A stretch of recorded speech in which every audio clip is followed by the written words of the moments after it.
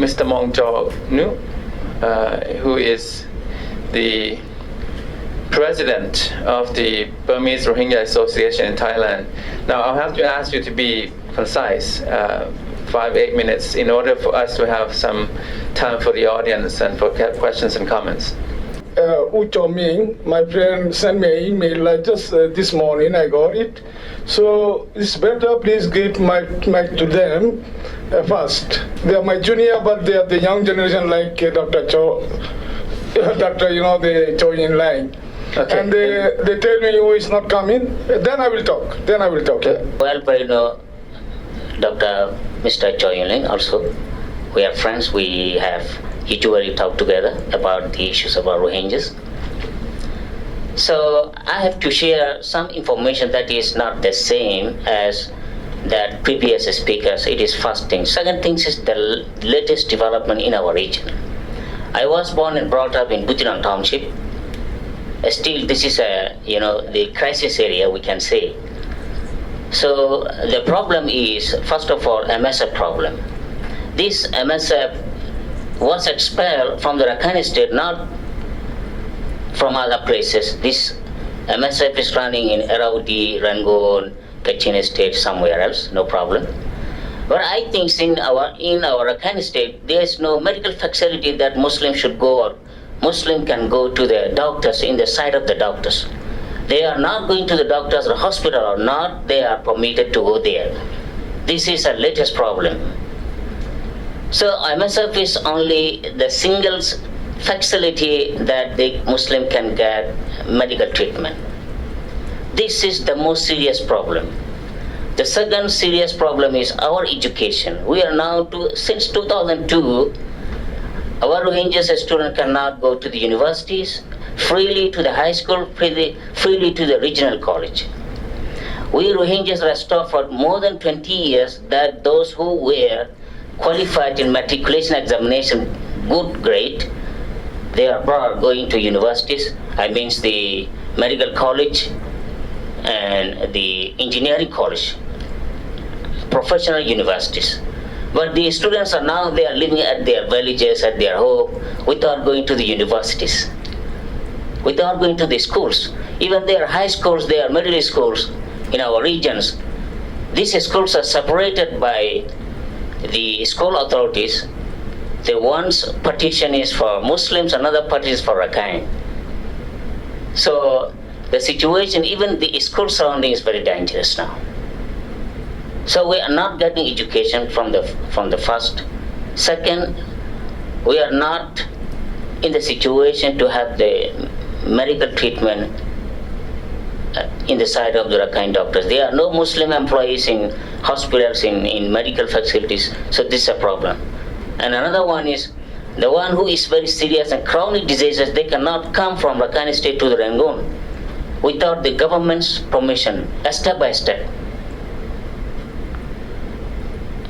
Any patients should take the prior information from the authority concerns to travel from our Rakhine state to the Yangon is very hard job and time consuming and money. So we have to pay a lot of money. Just since 2002, the year 2002, this is a great problem just right now. The second thing is 2002 years, there was, I think, the commission formed by the president, I think, since August. So the result, what was coming out from the investigation commission was not meeting the Muslims' wishes, particularly. Mr. MP Abdul Ghaffar is my grandfather. In the commission, we found very horrendous idea and a sentence that this MP was a terrorist or mujahideen. But actually, these persons already surrendered all the mujahideen at that time. So there is not only the Rohingya mujahideen, there are many fighters around about 1950s and 60s. Even there are lots of insurgents in our country, Karen, Chan, Mon, even from Burma. It is not nothing to say, but we have had the insurgent, but these insurgents were gone away 15, 16 years ago. We have no insurgents. People will say we are mujahideen, something like that. Mr. Abdul Ghaffar was accused as a terrorist in the 2012 Commission. Nowadays it is the Dushiradan problem. So Dushiradan problems this was erupted, I think, in January 13. After the couple of weeks, even there are only the government's, I think, inspection team were there to check this and that, something like that. But as far as we have information, I think there are 48 people already died, already massacred. People fled away to the nearby villages. So it is very horrendous and very serious. We feel very bad about that. That is why people ask the international community's investigation, because people are afraid of to tell the things to the Burmese people, to tell the things to the Rakhine people, because they feel Rakhine's people and Burmese union governments make this trend, this program, this plan to harass the Muslim community, particularly since 1920. Since 1920, people cannot move from one village to another village, even the one county, one township to another township, for the purpose of the education, for the purpose of commerce, for the purpose of medical treatment. How the people will live there? So that is why this very compelling situation in our Rakhine state. So I don't want to exaggerate that our doctors, Uchangila says, this is the real thing. Even I cannot go to my place, to my Buttirang township. My parents are still, they are old now, 80 years, 75 years. I can't go there. They can come to the Yangon, to the proper Yangon to have the medical treatment. My point is, we are citizens of the nation. We are Rohingyas. It is not exaggeration. The Rohingyas what is not created or fabricated. Rohingyas what was found, or this is started by Mr. Francis Buchanan Hamilton. It's a doctor, surgeons. He worked in Inwa in the last period, in the kingdom period, for example. He met some people from Rakhine state and then asked these people, from where you came? People said, we came from Rakhine, so we are Rohingyas. This is not a Muslim, or this is not Buddhist, or this is a foreigner, this is Englishman.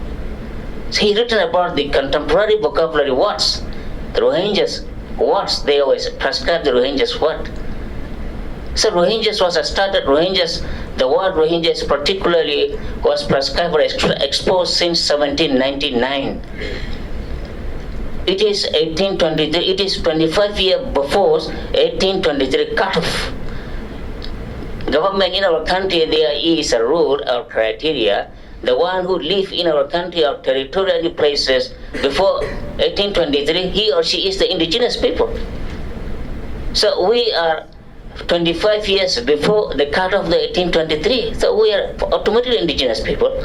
But still their media, journals and government, official staff sometimes say something different from one place to another. It is very funny and ridiculous. We are suffering this.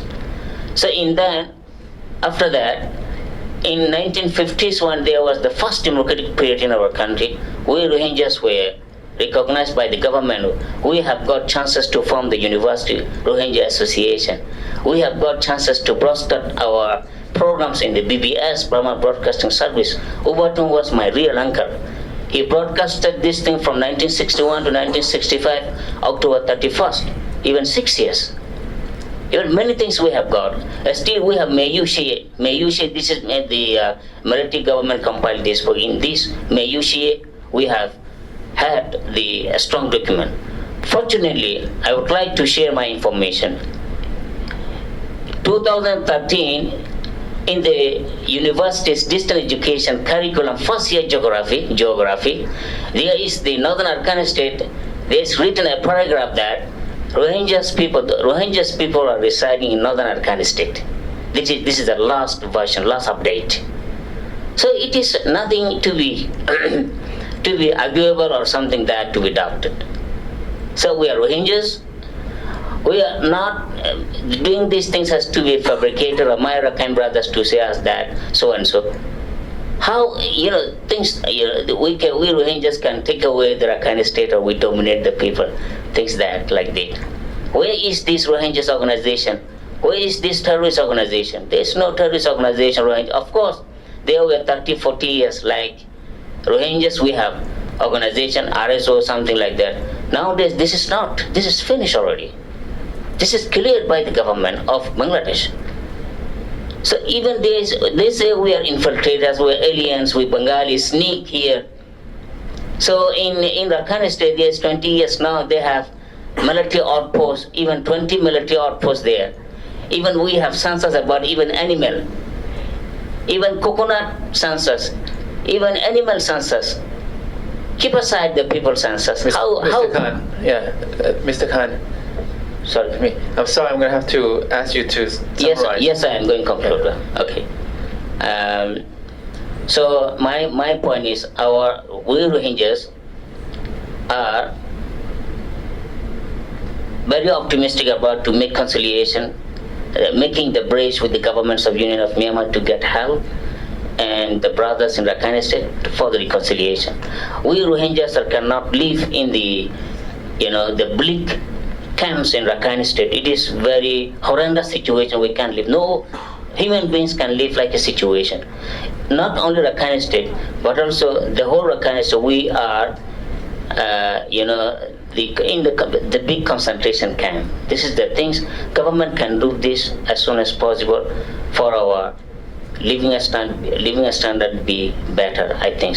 So this is the time for the governments to make us better life. Thank you very much. Okay, thank you.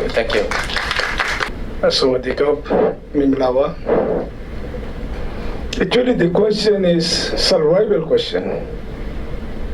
I'm not very much interested the speech, and also the leader was also once with me, the panel speaker at the Chiang Mai University 2012. His speech at that time and now at present and in between in Europe a bit different. But this is also, I know that this is very academic, very, the highly respected area, so that we don't like to use any bazaar language here. This is not also parliament, sometimes opposition and they are using some bad usage. Due to the historian, I'm not mentioning my friend, my colleague, since Hitler region and the Pol Pot, the Rwanda and everywhere, when there is before starting genocide or something, ethnic cleansing, the dictator, absolute power holder of the like dictatorial government agent, they create some which you call a spokesperson. Since naming to now, this is nearly 50 years. I have been in politics since 1974. I was in the prison regarding the Utan uprising, like 88 general, the general uprising. At that time, Utan uprising was also very famous in Myanmar. The dictator came into the power in 1962 from the back door. Abolished the democratic government. Abolished my brother-in-law who said that the name is Mr. Abdul Ghaffar. Someone here, I think, I don't know who, said that he's the ridiculous or the terrorist or something like that. Mr. Abdul Ghaffar was known as, in the Asia, one of the best parliamentarian during 1948 to before 1960. If you go and study the history, you will know that. Also, I'm not talking much, like, what's his name? Mr. Khan, I think, Khan. Okay. Because they are in Yangon. I appreciate him, how he brave enough to talk something, because they are also like in the prison, like in the which you call in the cage, and the people in Arkan is like big prisoners in our area. I also like to appreciate something Dr. Choi in line. Some points I'm very happy because he is very dare enough to talk something. They're very openly, clearly, and I love his, the people, he's from the Shan state. They are very clear and open mind. And also, since 50 years under the successive military regime, there is not a person dare to talk. They have to translate only for 1% system. For example, naming regime. What naming say, they have to approve. Somong regime, what Somong say, they have to approve. Thanks to a regime, what times we have to say they have to approve. Everybody have to say yes, yes, yes, yes, yes. And Tenzing now is very complicated. I said Tenzing, please don't mind that. We are the Democrat from Myanmar. We are very highly respectable person. I am one of them. I am more senior than Aung San Suu Kyi, not only myself. We have the 62 generation, 88, 40, the 74 generation and 88 generation. My leader was hanged to death. He is a Chiang national ethnic. His name is Laing Ting Mo. He was 20 plus. Without trial, he was hanged to death in Insing prison because he only led the student, which you call the demonstration. I am one of them. At that time, I was in the prison. So I don't like to lengthy my speech. I appreciate to Dr. Chow in line again because before I talk with him, because he looked like my younger brother. He's two younger brother. I think your birth year is 1968 or 67, something like that. But you dare to talk something in China, in Laos, in Cambodia, my neighboring country, even Bangladesh. Even when you talk against the policy of the government, they get killed, they get extrajudicial killing, they got, which you call the, death sentence, they have to go to the prison. So be careful, my younger friend. However, another thing, we are not Bengali. If we are the Bengali, my friend, the leaders say that Bangladesh was independent from Pakistan, separated from Pakistan 1971. He said that Bangladesh was very happy because they exported many Bengalis to the Arkan state. Today, this is my second time this week, I'm going to request all the audience, including especially United States and Bangladesh, Prime Minister and government and United Nations, please go and survey my area months after months. Only check, is there any Muslim Rohingya, the Bengali Muslim in my area? I challenge, there is not a single Rohingya Muslim there. Of course, you can find more than 1 million Buddhist Rakhine. We are not calling mock. Sorry, no. Please go study. I will give you the paper, sir. In 1823, British say that when they entered the Myanmar, they had the mock regiment. The mock regiment came into the Arkan first time, 1823, I think. After that, Central Lower Burma, then I think 1886, they completely, they occupied the whole Burma. So this is the mock regiment. The mock, they loved the name. Rakhine name was invented. And another thing, I would like to go to the history. Please, I would like to request to all the audience, please. Mr. Mong, I'm sorry.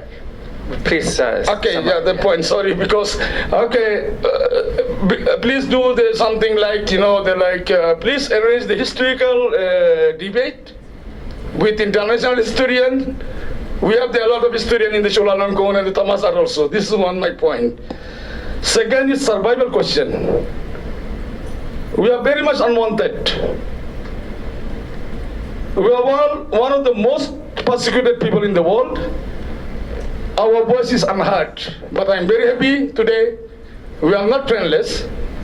You are doing a lot, the Thai people or something. We are unwanted everywhere before.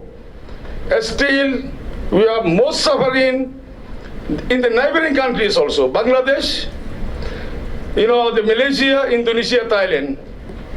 The people are very nice due to the system. Due to the system, we have nearly, I think, according to the Chris Lever, Arkan Project said that last year 80,000 people came out by sea. Where is these people? They are so that my question is, please focus the political solution for our people. Political solution. And please, and we also ask the international protection or ASEAN protection, please protect the people, remaining people, Rohingyas in our area, as well as those who are out of Arkan. please give them some sorts of shelters to be survived, especially in Thailand. And this is my two questions, because I don't like to kill your time. Thank you very much for giving me the mic. Okay, thank you very much. My name is Phil Robertson with Human Rights Watch. First of all, I just wanted to make a brief correction to my friend Gwen's characterization of our work on Rakhine State as saying that we have advocated or stated that there was a genocide that took place. We have never said that. We have said that there has been crimes against humanity and ethnic cleansing that has taken place there, and I'd be happy to talk about our findings.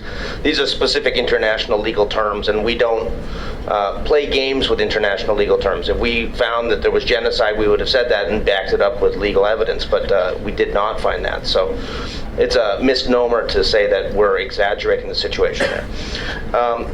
My question actually is to Dr. Jia Lang. We read the first report of the commission looking into the violence in 2012 very closely, and one of our major critiques, which has not yet been really answered by the government or by the commission, is why accountability was not a major recommendation in that report. Essentially, the recommendation was to create another committee to look at accountability issues. This is very worrisome because in our research we found things like mass graves. We found significant mobilization and instigation of hatreds by various different officials, and so there's a lot to look at there. For some reason that has not been part of the dynamic, and when we've sought to raise this or discuss this with Burmese government officials, there has not been really a very welcome response to that. So I'd like to hear your views on that. Thanks. Because when the commission could only do what we were mandated to do. The question you raised was not a part of our mandate. That's why we could only recommend that this should be looked into. That's exactly the reason we didn't talk about it. Their language and their religion all lies mostly same with the Bengali from Bangladesh. I think and then they think that they are just refugee. Why they don't consider they are job seeker or victim of the human trafficking? And then if you think only they are refugee, like you neglect the human trafficking, and to fight the human trafficking will be weak, will be neglect. As you know, there in Thailand also they have many human trafficking issues, including Myanmar. And then my last one is that I found the 2014 UNHCR country operation profile Myanmar in UNHCR website. I would like to ask Dr. Jia Lang if you know or not. They have I found the two versions. When I checked this on 2013 January, and then later they changed their report. And I will tell you I will read the first report. They say that UNHCR assists some 800,000 Muslim residents who do not have citizenship. Members of this group were allowed to vote in the November 2010 election using temporary registration card issued for that purpose by the government. Initial discussion on replacing the temporary document with card denoting full citizenship took place at different administrative level. And then after some activists criticized this issue, the UNHCR changed their report. How they change this? Over 800,000 persons are limited to without citizenship in the northern part of Rakhine State.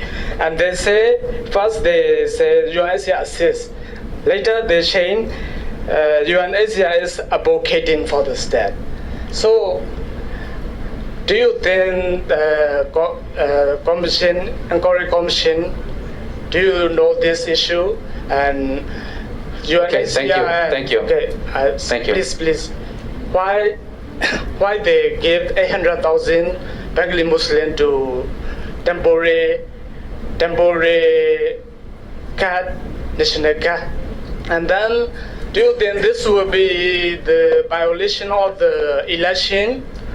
Okay, I'm going to have to cut you off there. Or... Sorry, other people will also have a chance to raise questions and comments. You had three questions. Okay. The first point you made about how to quantify, we'll take that into consideration. The second one is about the Bo people, why they're considered refugees, not migrants seeking jobs and so on through Malaysia, Thailand, and so on. Okay, we'll take that into consideration.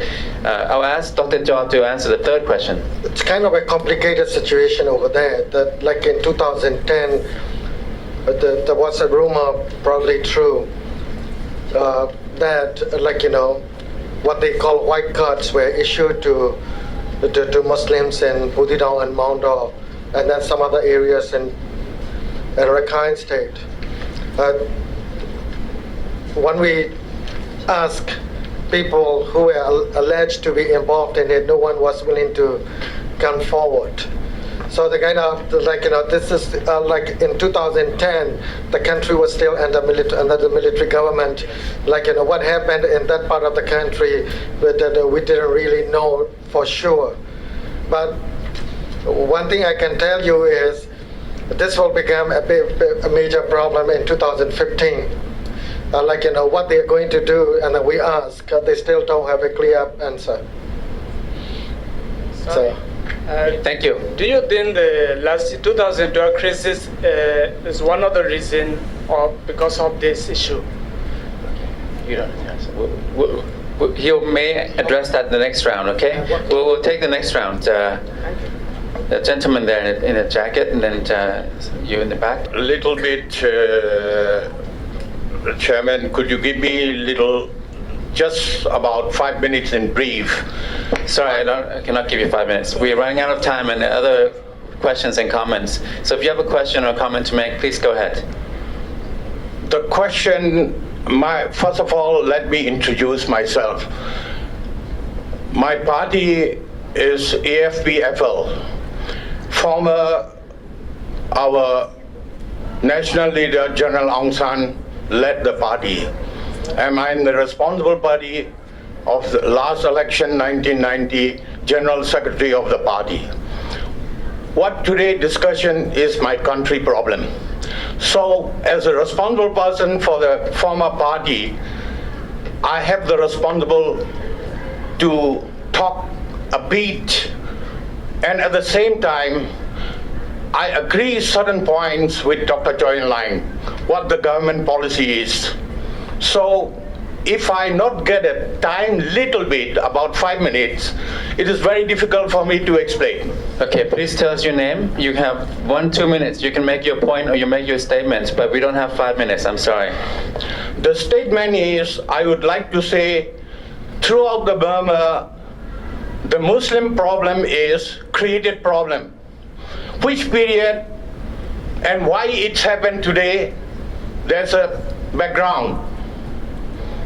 So I cannot finish just 2 minutes, 3 minutes. It's a plan from the time the country become the dictatorship. That's all.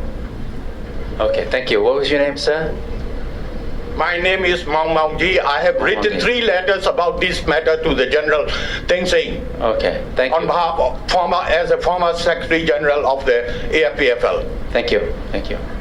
Your last statement, I think, at the end was that the government has been restricted and restrained in giving information to the press corps, which has led to a sensationalist media. I'd instead put it to you that because of the really nascent nature of the press corps in Myanmar, we are seeing this rumour mill being picked up, and that's at the root of the heart of the problem here that we have to address. And the reason that the government is indeed being restrictive in the information they put across is because of the lack of education, the lack of training within the press corps, and that's something the international community should be focusing on. So I'd like to get your comments on that, and anyone else on the panel who'd like to comment. Thank you. I think the government, for whatever reasons, some of them might be deliberate, others are just sheer lack of capacity in terms of their whole approach to press, and they're feeling their way just like the Myanmar media is feeling its way with these newfound freedoms. So in the case of domestic media, because I think we should delineate between domestic and international, but with the domestic media, you know, that very much is the case, that there's a kind of complete explosion of free press now compared to even a year ago, let alone 2 years ago. And meanwhile, the blogosphere has gone mad as well. And in that particular case, you've got a lot of partisan groups like Rohingya groups and Rakhine Buddhist groups, and in fact extremist groups, all blogging and with varying degrees of helpfulness and some very unhelpful. But I would say that my whole point was that as long as the government restricts or is opaque on a lot of these issues, they've got to expect that, you know, the media is not just going to slope off and say nothing. So you'll get more sensationalism or more rumour. They don't have much choice except to seize on whatever facts or rumour they can glean. So there's a lot of recycling of information that comes out from various lobby and interest groups. But, you know, it is a very good point. You need capacity building on both sides, and media training is a huge thing now in Myanmar, with a lot of NGOs and other organisations getting involved in training journalists, and also, it has to be said, the government. There's a lot of media training going on of the Information Ministry and various bureaucrats that are handling dealings with press. And right now I gather that there are initiatives afoot to specifically focus on the Rakhine situation and get some better, more reliable press coming, and better transparency on the government side, but that remains to be seen. Thanks for bringing it up. Let me start with the question and then just take a little bit of background. The question is, we haven't heard about this very complicated question: what is the role of the Burmese military in this situation? What is the role and what are the interests of the Burmese military? I ask because I think everyone would recognize we're talking about the central government, we're talking about local governments, but in a sensitive border area, the military has an overwhelming influence. And just one background point, we heard the gentleman say that the reason accountability was not looked into was because accountability was not part of the mandate. I would say that's not surprising, and in the cases I've looked at, I'll just take one case where the police actually opened fire, used illegal weapons against peaceful monks and protesters. The president set up a commission, this was in the Lepadong copper mine, initially allowing the commission headed by Aung San Suu Kyi to ask questions of the police. The mandate was changed the very next day by the president to take out the ability to ask questions of the police. And my reading of the Constitution is you have an independent military that is not subject to civilian authority in any respect under the Constitution. So that very much complicates this question and questions of accountability. So I'd like to introduce what the panelists think is the interests and role of the military here. Actually, the word Rohingya, they call them as Rohingyas, like BBC, VOA, Al Jazeera, and ABC, APA, International Committee, extra. But my question is, do you think there must purposely be something, the word behind Rohingya that has not been recognized by almost all the academic scholars? You mean as opposed to using the word Bengali? Do you think there is? They would think there must purposely be something. The word Rohingya that has not been recognized by almost all the academic scholars. So, because if you go actually UN, HRC or OIC or NGO, I think there must be something behind the word Rohingya. So could you please clarify? Sure, sorry, but I just want to clarify. So your question is about whether the name, the term Rohingya. Actually, behind the 10 Rohingya. That there is some purpose. If there is some, if there is some purpose behind the 10 Rohingya. All right. Okay, we'll take that into account. I'll take the last one. There was that gentleman there. This is Kaji Russell Pervez. I'm the counselor of Bangladesh Embassy in Bangkok. Thank you, distinguished panelists, for your very extensive and elaborate discussion on this discourse. I have a very small question to Mr. Jacques Leider. Before that, I just want to share some information. We have two camps in our Cox's Bazar area. This is close to Myanmar border. And there are around 30,000, we call it Myanmar nationals, in that camp. And we are supporting them with the assistance of UNHCR. And outside the camp, it is estimated that 500,000 Myanmar nationals are living in Bangladesh, especially in the coastal areas or the bordering areas. So our government has, our cabinet has adopted a national strategy in September 2013. The purpose is to have a survey of these undocumented Myanmar nationals, and we have been engaged with Myanmar government for their voluntary repatriation.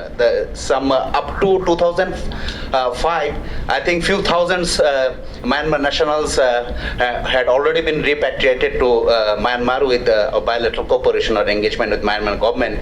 And since then it has been stopped. So we have been engaging with the Myanmar government to take these Myanmar nationals back to their country.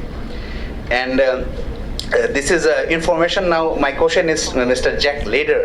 In his presentation, he informed that after 1971, some Bengalis from the Chiang area, they were immigrated to Myanmar. And as far as our information is that during our 9 months long liberation war in 1971, 120,000 people temporarily immigrated to India, and after our independence was over, we took all of them back. But as far as our knowledge, there is nobody that immigrated to Myanmar. So if you could kindly give us the sources so that we can have a study on this. Thank you very much. Julian Line, I know you disclaimed being a representative of the government, but you're obviously very close to the president. I wonder, why is the Burmese government not prepared to allow an international inquiry into the most recent incident? You've been very eloquent about explaining the mistrust in the area, and part of that mistrust is also any government inquiry. We could solve the issue by having an independent international inquiry. Why not? I think they're all really great questions, and I'll just make a few comments about some of them. I think that first thing is to address the discussion over the exaggeration of stories and the sensationalization from the media and everything. I think that when we're talking about this, we're talking about the events taking place in North Rakhine.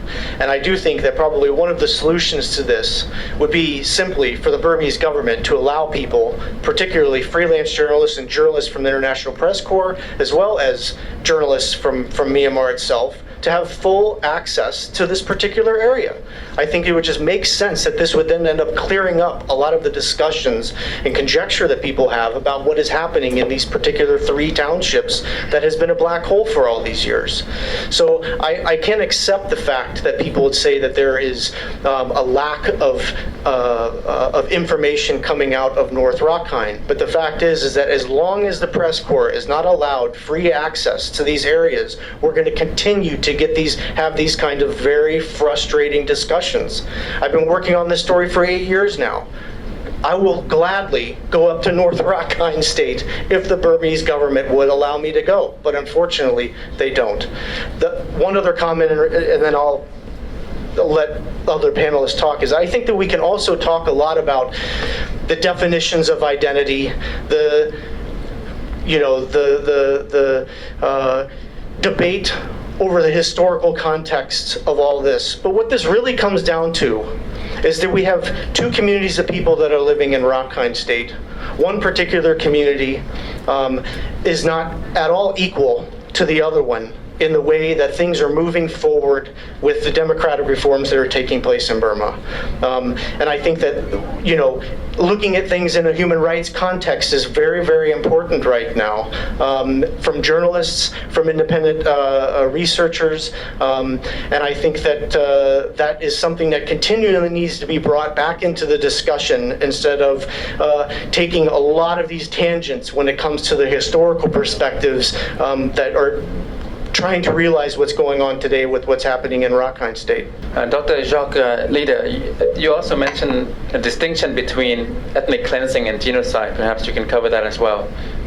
Well, I wanted to say thank you to what Phil Robertson said, drawing attention to the fact that we should make distinctions between these terminologies. I myself try my best to, when I'm quoting, to use the terms as they are used. I also want to attract attention to the fact that the Rakhine themselves have been using the term genocide with regard to what had happened to them in the late 18th century.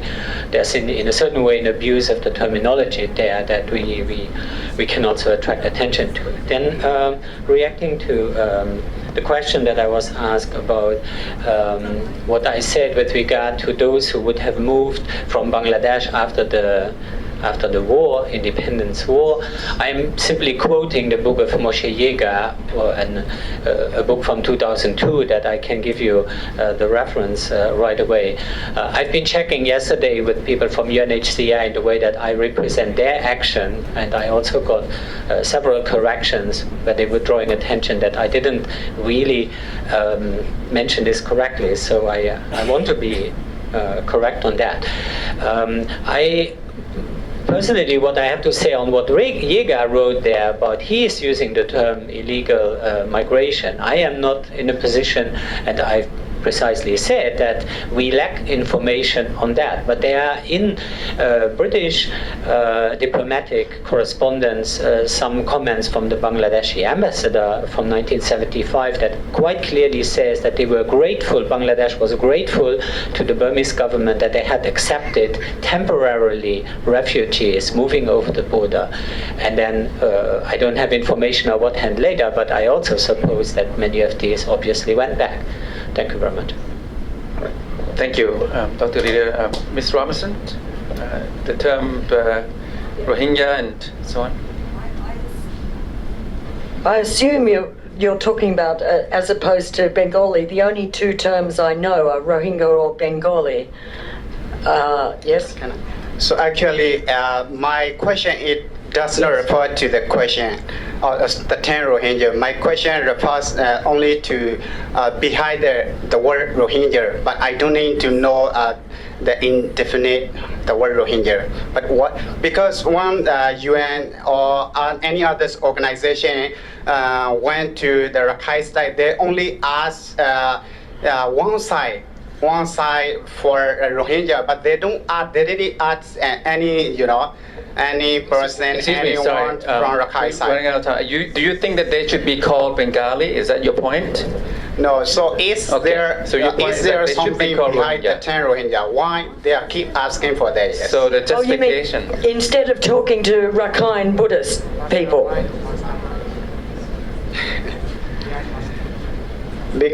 Because I don't want you to define the term Rohingya, but I just need to know what is the purpose or behind the word Rohingya, because they keep only asking for that chance. So because when they went to the Rakhine side, they only asked one side, they don't ask other side. Yeah, so the political motivations behind this term, okay? Yep. Okay.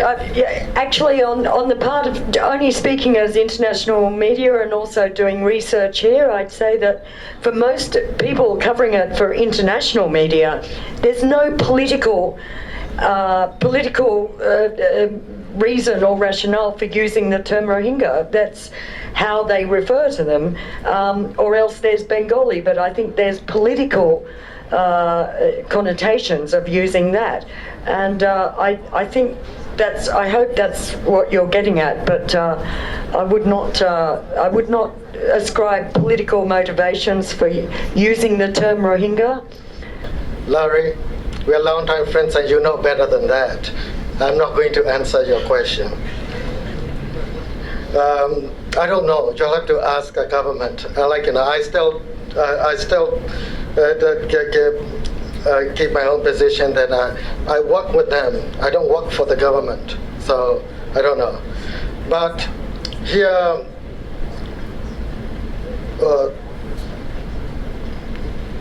everything I've said here, and then my friend over there seems to suggest that, I'm doing something like totally opposite of the government policy, which is not true though. I'm not saying that everyone in the government will agree with me, but these days, you can talk about these things quite freely in Yangon and many areas. But I'm not saying that anything will come out of it. You can at least talk about it, and then but people will have to discuss this issue. Regularly, since we have this problem in the country, and then the role of the military. Right now, I cannot talk about. I don't want to talk about the role of the military prior to 2012, but after 2012, riots, the military is the only institution, sort of, trusted by both communities, mainly because there are many Rakhines in police forces, and then the military units got people from different ethnic backgrounds, and then when you go, I've done some interviews in controversial areas like Nyevo and some other areas nearby. They don't really, the IDPs, Muslim IDPs, they don't really want the military units to move out. The main thing is that they told us, without them, we will be in trouble, that they don't feel safe. Right now, the military units are the only the institutions trusted. And then to tell you the truth, since we started working on this issue, they've been doing a pretty good job. That's the main reason we recommended that there should be more military units in the area. And then I have several examples that indicate that they have done a pretty good job in terms of maintaining law and order. And then earlier it was suggested that people were too afraid to talk to the commission. That is not true. Please don't underestimate female members of your community. They are very brave. And then some of our interviews were recorded by local community members, and they already uploaded it online. And then, we don't want to do it because we don't want anybody. We promise confidentiality, and we are going to keep it. But our interview, the voice files are now available online, and you can listen to those voice files. How vibrant and how brave these women are, and where. But the point I'm trying to make is that, they talk about it.